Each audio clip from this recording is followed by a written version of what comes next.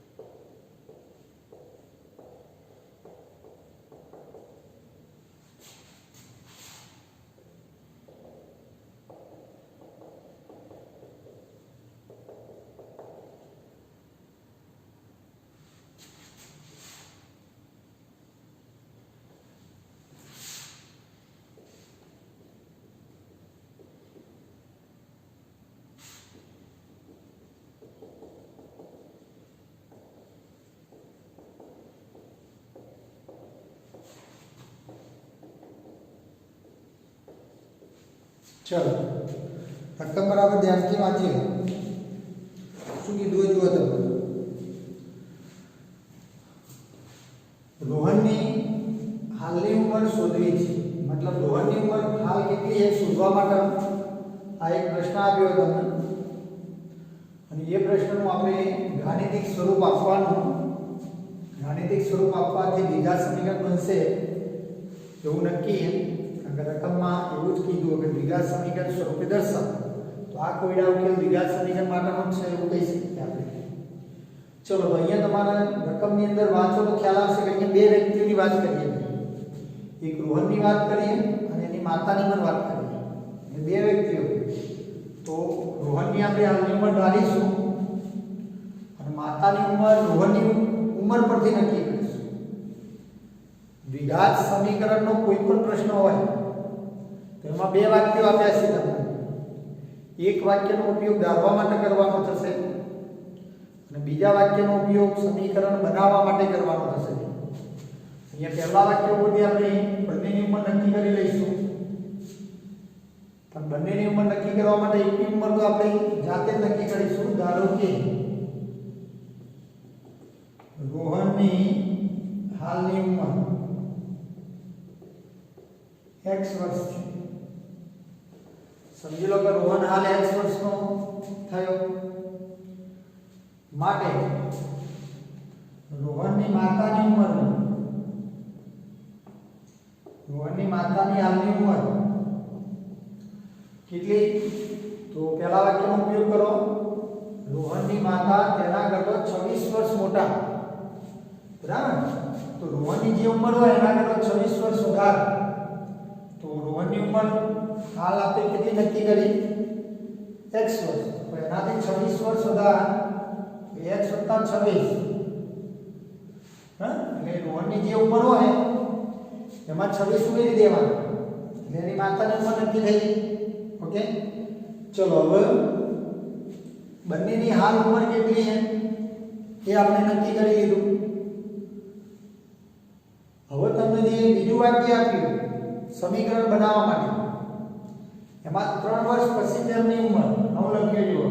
આ વાક્ય 3 વર્ષ પછી તેમની ઉંમરનો ગુણાકાર કીધો. તો આપણે 3 વર્ષ પછી બંનેની ઉંમર કેટલી થાય હવે નક્કી કરીશું. તો લખીએ 3 વર્ષ પછી રોહનની ઉંમર વર્ષ પછી માતાની ઉંમર, તો 3 વર્ષ પછી રોહનની ઉંમર કેટલી? તો કોઈ પણ વ્યક્તિની 3 વર્ષ પછી 3 વર્ષ ઉંમર વધી જાય તો રોહનની હાલ ઉંમર x વર્ષ છે, તો 3 વર્ષ પછી એનો 3 વર્ષ વધશે, મતલબ x + 3 વર્ષ થશે, બરાબર?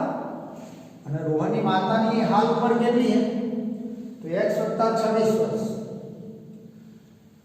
હાલની આ હાલની ઉંમર માતાની, પણ 3 વર્ષ પછી કીધું ને આપણે, તો 3 બીજા ઉમેરાય એટલે x + 26 + 3 એટલે x + 29, 26 3 નું ટોટલ કરી લેવાનું. તો આટલો વર્ષ ઉંમર થઈ 3 વર્ષ પછી રોહનની માતાની ઉંમર.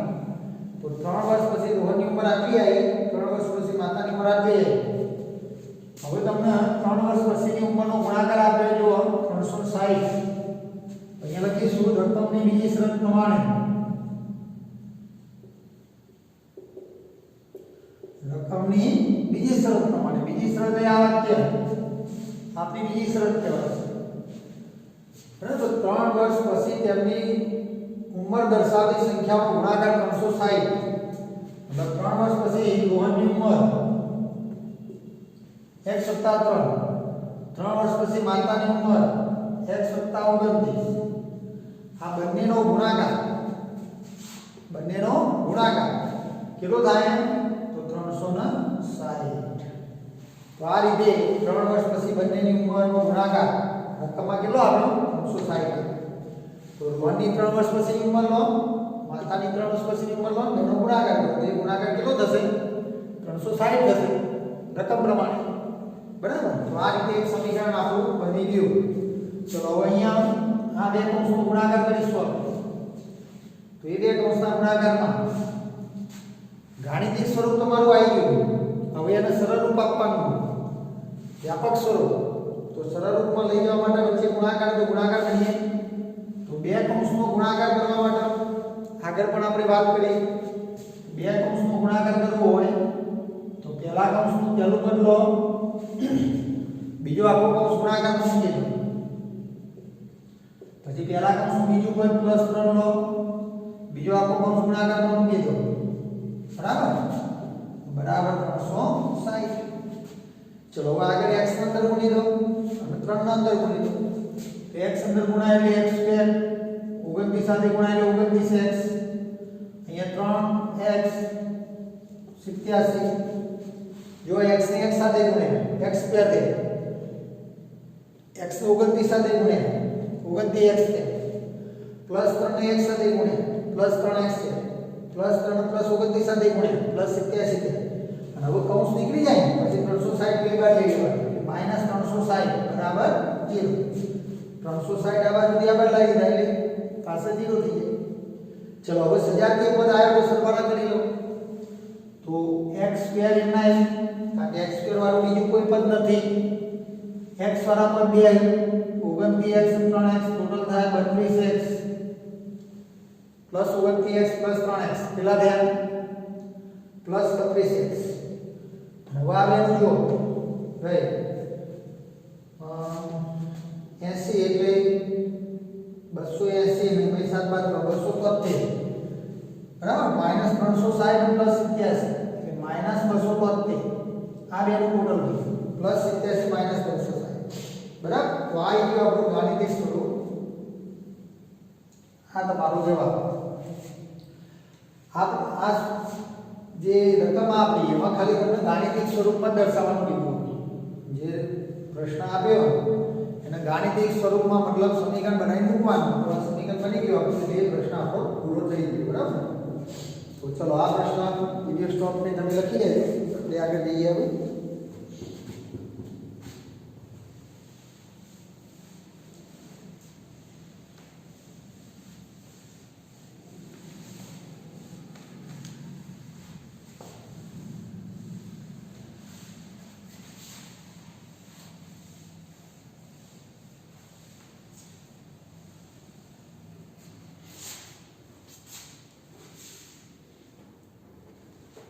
चलो આગળનો પ્રશ્ન લઈએ આપણે ફરીથી.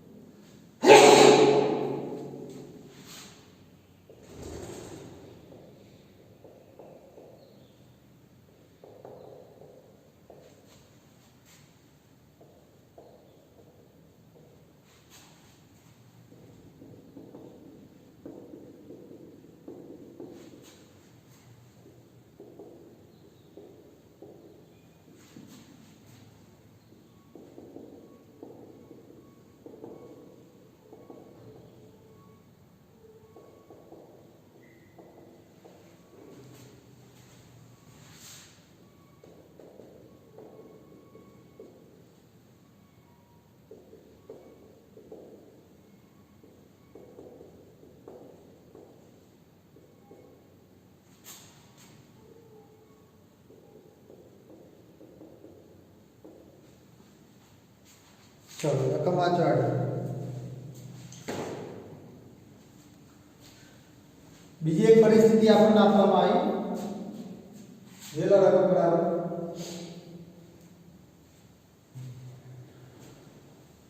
ટ્રેનની ઝડપ શોધવાની કીધી. એટલે હાલ આપણે ઝડપ શોધવા નહીં જવાનું. મેઇન પ્રશ્ન તો આપણો શું હતો? જે પરિસ્થિતિ તમને આપી એનું સમીકરણ બનાવવાનું. તો ટ્રેનની ઝડપ શોધવા માટે સમીકરણ શું બનશે એ વિચારીશું આપણે. તો ઝડપવાળા દાખલા આ સ્વાધ્યાયમાં એટલે કે આ પ્રકરણમાં 3-4 જોવા મળશે તમને. બરાબર? તો દરેક દાખલામાં આપણે પહેલા 4 સ્ટેપ બનાવીશું, પછી સમીકરણ બનાવીશું. 4 સ્ટેપમાં એવું નક્કી કે 2 ઝડપના સ્ટેપ અને 2 સમયના સ્ટેપ, પછી સમીકરણ. તો અહીંયા શું કહેવા માંગે છે? એક ટ્રેન 480 કિલોમીટરનું અંતર પહેલા કાપે. 480 કિલોમીટરનું અંતર ટ્રેનને શરૂઆતમાં જે ઝડપ તમે રાખી કે 60 રાખી 70 રાખી 70 ની ઝડપે અંતર કાપી દેવાનું. સમય જોઈ લેવાનો. 480 કિલોમીટર અંતર પૂરું કરે એટલે કેટલો સમય થાય નોંધી લેવાનો. એના પછી એ જ ટ્રેન અને એ જ અંતર આપણે ઝડપ ઘટાડી કાપીશું. મતલબ 8 કિલોમીટર પ્રતિ કલાકની ઝડપ ઘટીશું, ઓછી કરી દેવાની. જે ધારો કે પહેલી વખત તમે 60 ની સ્પીડે ગયા હોય તો બીજી વખત 52 ની સ્પીડ કરવાની, 70 ની ગયા હોય તો 62 ની સ્પીડ કરવાની, અને એ જ અંતર ફરી કાપવાનું. બરાબર? તો પહેલા જે સમય લાગ્યો હતો એના કરતો એના જ અંતર કાપવામાં 3 કલાક વધુ લાગે છે. તો આટલું જ અંતર કાપવા માટે 3 કલાક વધુ લે છે. મતલબ ઝડપ ઘટાડી એટલે ધીમી ધીમી ટ્રેન ચાલવાની, તો સમય વધી જાય પહોંચવા માટે. એટલે પહેલા મૂળ ઝડપે આપણે 480 કિલોમીટરનું અંતર કાપીએ છીએ. મૂળ ઝડપે 480 કિલોમીટરનું અંતર કાપવામાં જે સમય થાય એના કરતાં ઝડપ બદલી આપણે ઓછી કરી. બરાબર? પછી એના અંતર કાપવા ગયા તો 3 કલાક વધી ગયા. કેમ? કે ઝડપ ઘટાડી તમે. બરાબર? તો ટ્રેનની મૂળ ઝડપ કેટલી શરૂઆતની એ તમારે કહેવાની. તો આવા પ્રશ્નમાં શું કરીશું? જો પહેલા તો ટ્રેનની ઝડપ, ધારો કે ટ્રેનની મૂળ ઝડપ x કિલોમીટર પ્રતિ કલાક. ટ્રેનની મૂળ ઝડપ x કિલોમીટર પ્રતિ કલાકની છે. માટે ટ્રેનની નવી ઝડપ શું થશે? નવી ઝડપ કતો વધારી છે કતો ઘટાડી છે? અહીંયા પ્રશ્નમાં શું કરીએ? ઓછી કરી. અને કેટલી ઓછી કરી? તો 8 કિલોમીટર પ્રતિ કલાક. એટલે 8 ઘટાડી. તો પહેલા શરૂઆતમાં જો x હોય તો નવી ઝડપ તમારી 8 ઘટીને x = 8 થાય. આ રીતે થશે. આ નવી ઝડપ. જો શરૂઆતમાં x કિલોમીટર પ્રતિ કલાક હોય તો નવી ઝડપ એનાથી 8 ઓછી થઈ જાય, x - 8 કિલોમીટર પ્રતિ કલાક થાય. હવે મૂળ ઝડપે આપણે 480 કિલોમીટરનું અંતર કાપીએ અને સમય શોધીએ. પછી નવી ઝડપે 480 કિલોમીટરનું અંતર કાપીએ અને સમય શોધીએ. બરાબર? તો લખીએ મૂળ ઝડપે 480 કિલોમીટરનું અંતર કાપતા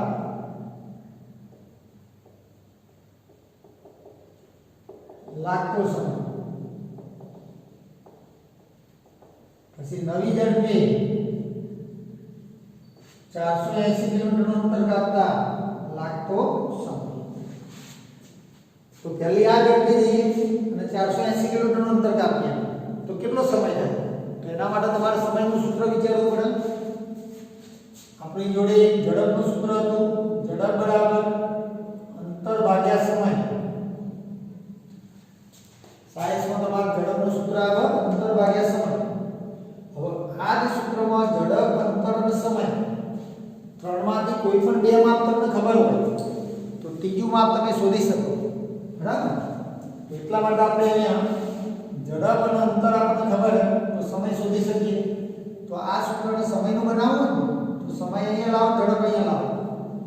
તો સમય બરાબર અંતર ભાગ્યા ઝડપ. આવું સમયનું સૂત્ર.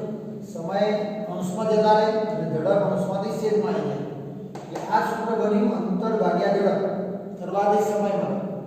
તો આપણને કેટલું અંતર કાપવાનું એ ખબર 480 કિલોમીટર અને મૂળ ઝડપ એટલે x ની ઝડપ હાલ આપણે ટ્રેનની મૂળ ઝડપ કેટલી નક્કી કરી x તો 480 અંતર અને ઝડપ x એ આટલા કલાકમાં તમે પહેલી વખત પહોંચી જાવ મૂળ ઝડપે આપણે જઈશું અને 480 કિલોમીટર અંતર કાપીશું તો આટલી ઝડપે આટલા કલાકમાં તમે પહોંચી જવાના બરાબર હવે નવી ઝડપ 480 કિલોમીટર અંતર કાપવાનું તો સૂત્ર એના જ થાય ભાઈ પણ ઝડપ ખાલી બદલી દેવાની હવે નવી ઝડપ લે આ ઝડપે જવાનું તો સૂત્ર તો આપણે એના જ સમય બરાબર અંતર ભાગ્યા ઝડપ તો અંતર એના જ કાપવાનું 480 પણ ઝડપ તમારી 160 એટલે આટલા કલાક થવાના આ મૂળ ઝડપે લાગતા કલાક નવી ઝડપે લાગતા કલાક મતલબ ઝડપ ઘટાડ્યા પછીના કલાક બરાબર ચલો હવે રકમની શરત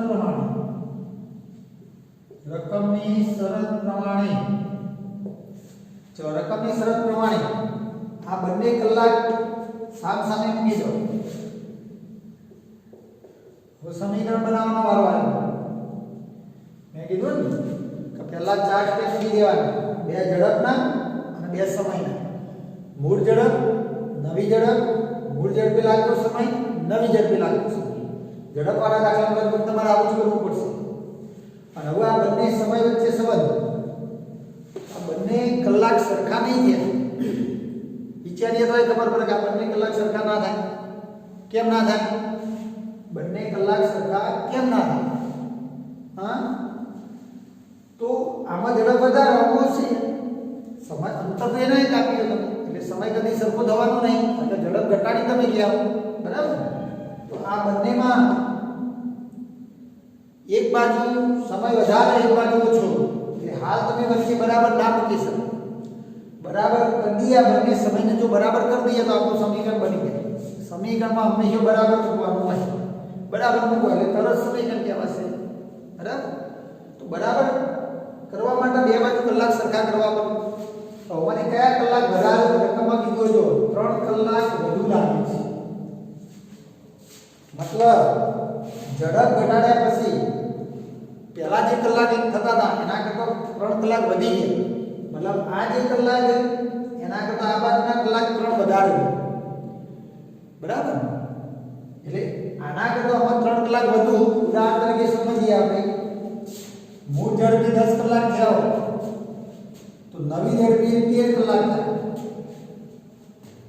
આના કરતાં નવી ઝડપ ઘટાડી તમે એટલે 3 કલાક વધ્યા આમાં 10 કલાકમાં તમે પહોંચતા હતા તો આમાં 13 કલાકમાં પહોંચ્યા આમાં 25 કલાક થયા હોય તો આમાં 22 કલાક થયા જે થયા હોય પણ આના કરતાં 3 કલાક વધુ હવે જો આ બે સંખ્યા વચ્ચે બરાબર તમારે કરવું તો બે રસ્તા હાલ સરખું નહીં પણ સરખું કરવા માટે હું આવું કરી શકું આ જે આમાં 3 વધારે તો 3 ઓછા કરું તો 10 આ બાજુ થાય આ બાજુ 10 થાય તો બરાબર થઈ જાય બે બાજુ તો આવો રસ્તો વિચારો આની અંદર 3 કલાક વધારે તો આમાં 3 નાખી દઈએ તો એ બે બાજુ સરખું થઈ જાય તમારે બંને બાજુ ઇક્વાલિટી કરવાની બરાબર લાવવાનું સમાન કરવાની કિંમતો બે બાજુ જેવી સમાન કિંમત કરશો એટલે તરત સમીકરણ તમારું બરાબર તો બે રસ્તા પણ એમાંથી આપણે નીચેનો રસ્તો ઉપયોગમાં લઈએ કેમ નીચેનો રસ્તો તો જેનો છેદ સરળ હોય ને બેમાંથી છેદ આ સરળ કહેવાય જેનો છેદ સરળ હોય એ બાજુ આપણે વધઘટ કરીશું એટલે આમ તો તમે ગમે તે કરી શકો પણ આગળનું સાદુરૂપ સરળ રહે એટલા માટે પૂછીએ છીએ બરાબર તો આપણે આ પરિસ્થિતિ વિચારીએ તો આના કરતા આમાં 3 કલાક વધારે થયા આ ઝડપ ઘટાડ્યા પછીનો સમય આ મૂળ ઝડપે લાગતો સમય તો આમાં 3 કલાક વધારે તો આમાં 3 કલાક ઉમેરી દો તો બે બાજુ સરખા થઈ પેલો સમયના સમય સરખો પેલા 3 કલાક વધાર્યા હવે તો સરખો થયો ને સરખું થાય એટલે બરાબર અને બરાબર થયું એટલે તરત આ સમીકરણ બની ગયું તો ખ્યાલ આવી ગયો ભાઈ આ રીતે બંને સમયને સામે મૂકીને તમારે બંને બાજુ સરખો સમય કરી દેવાનો કઈ બાજુ વધારે કયો ઓછો હોય એ રકમ ઉપરથી નક્કી કરવું પડે દરેકમાં સરખું નહીં હોય કોઈમાં આ બાજુ સમય વધારે છે કોઈમાં પેલી બાજુ વધારે છે નક્કી ના હોય જે રકમમાં કીધું એ રીતે આવવાનું ચલો સમીકરણનું કામ તો પતી ગયું છે. હવે આ સમીકરણને વ્યાપક સ્વરૂપમાં લઈ જવું પડશે. આ સમીકરણ બની ગયું પણ સરળ રૂપ ના કહેવાય. ચલો હવે આને સરળ રૂપ કરવા માટે પહેલું કામ આપણું છેદ દૂર કરવાનું થાય. છેદમાંથી સંખ્યા નીકળી જાય એવું કંઈક કરવું પડે. હવે છેદમાંથી સંખ્યા દૂર કરવાના તમારી જોડે બે રસ્તા આવ્યા. એક તો આપણો કોમન રસ્તો જે આગળ ઘણા બધા દાખલામાં આપણે વાત કરી કે ભાઈ ગમે ત્યારે સમીકરણમાં છેદ દૂર કરવો હોય તો બરાબરની બંને બાજુ દરેક પદનો લસા ગુણી દો એટલે છેદ નીકળી જાય. આ એક કોમન રસ્તો દરેક દાખલા. તો ધારો કે તમારે લસા ગુણવો હોય તો લસા લેવો કેટલો એ પણ આવડવું જોઈએ. તો અહીંયા x અને x 4 તે બંનેનો લસા કેટલો એના માટે તમે વિચારો. હું તમને કહું ભાઈ 2 અને 3 નો લસા કેટલો, તો 2 અને 3 નો લસા બેના ગુણાકાર કેટલો થાય? 6 થાય. 2 અને 3 નો લસા કેટલો થાય? તો બેના ગુણાકાર કેટલો? 6 થાય. બરાબર? કેમ? કારણ કે બંને પરસ્પર અવિભાજ્ય સંખ્યા. 2 અને 3 પરસ્પર અવિભાજ્ય સંખ્યા હોય તો લસા બેના ગુણાકાર જેટલો આવું નથી. બરાબર? તો હાલ આપણે x અને x ઓછા આ બંને પણ પરસ્પર અવિભાજ્ય કહેવાય. અવિભાજ્યનો મતલબ કોમન સંખ્યા ના હોય બંને. એકથી મોટી કોમન સંખ્યા ના હોય તો એ પરસ્પર અવિભાજ્ય. તો આ બંનેમાં પણ કશું કોમન થતું નહીં. આ સંખ્યા x ઓછા 8 અને આ x બે જુદી સંખ્યા.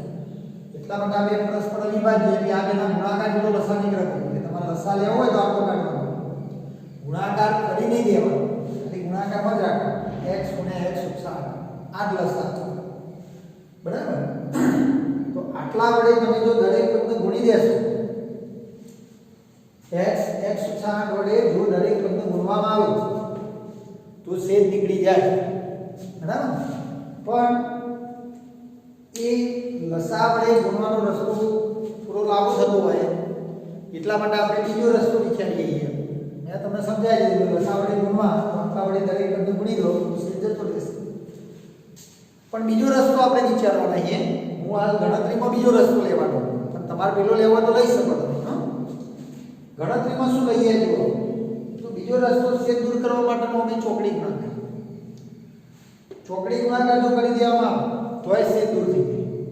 પણ ચોકડી ગુણાકારમાં એક વસ્તુ યાદ રાખવી પડે કે ચોકડી ગુણાકાર ત્યારે જ કરાય જ્યારે બરાબરની બે બાજુ એક એક પદ હોય. પણ અહીંયા બરાબરની આ બાજુ એક પદ પણ આ બાજુ બે પદ. તો પહેલું કામ તમારું આ બંને પદને ભેગા કરવાના. તો આ બંને પદ ભેગા કરી લઈએ આપણે. બરાબર? તો આ બેને ભેગા કરવા હોય તો મિશ્ર અપૂર્ણાંકની જેમ ટોટલ કરી દો. મતલબ x ને અહીંયા ગુણી નાખો કરી દો. આવું થશે જો ટોટલ 480 x 3 સાથે ગુણાય એટલે 3x. x 3 સાથે ગુણ્યા 3x 480 માં ઉમેરી દીધા. સિગ્મા બે x જે સેમ નામ જ. ઓકે? આ બાજુ નામ લખી દો. તો આ રીતે છેદ નીકળી ગયો. બીજું આ છેદ ક્યાં? આ બાજુના બે પદ ભેગા થઈ ગયા અને હવે આખું પદ એક જ થઈ ગયું. બરાબર? આ બે ટોટલ કરી દીધું. હવે બરાબરની બે બાજુ એક પદ થઈ ગયું. તો હવે તમે ચોકડી ગુણાકાર કરી શકો. હવે ચોકડી ગુણાકાર કરું છું.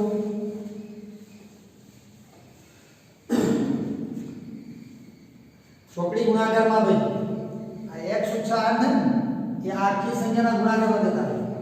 એટલે પેલા 480 પ્લસ 3x લખી દઉં અને એના ગુણાકારમાં x ઓછા 8 જતા રહેશે. બરાબર? એટલે આ રીતે ગુણાકાર બતાવવા માટે બંને સંખ્યાઓ કૌંસમાં મૂકી દેવાની. પછી બરાબર. પછી આ x આ બાજુ 480 જોડેલું. બરાબર?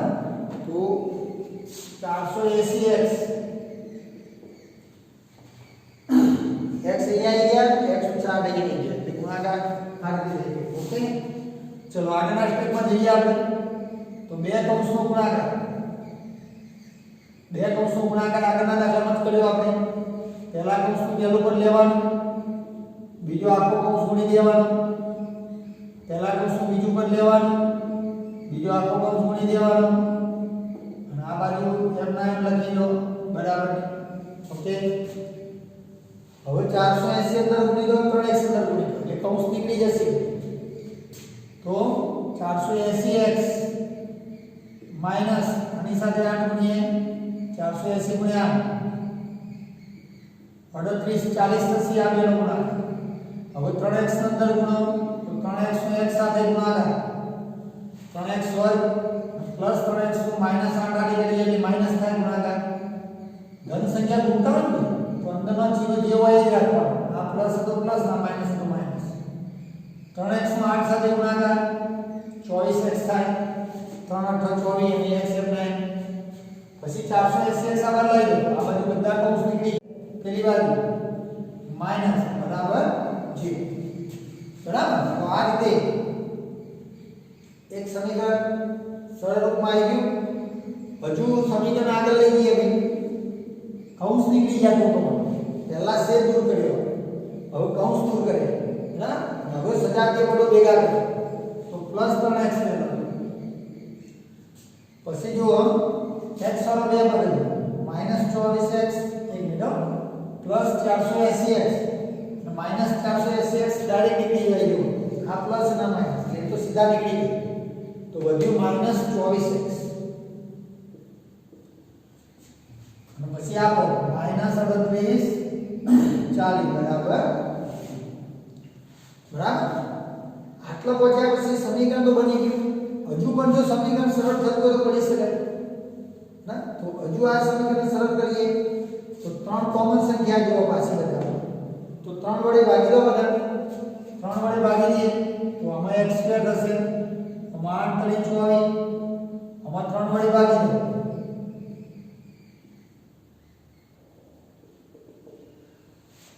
અને 3 ભાગો કેટલા થશે અને 0 ને 3 ભાગો તો 0 મતલબ બરાબરની બંને બાજુ બધા જ પદોને 3 વડે ભાગી દીધા.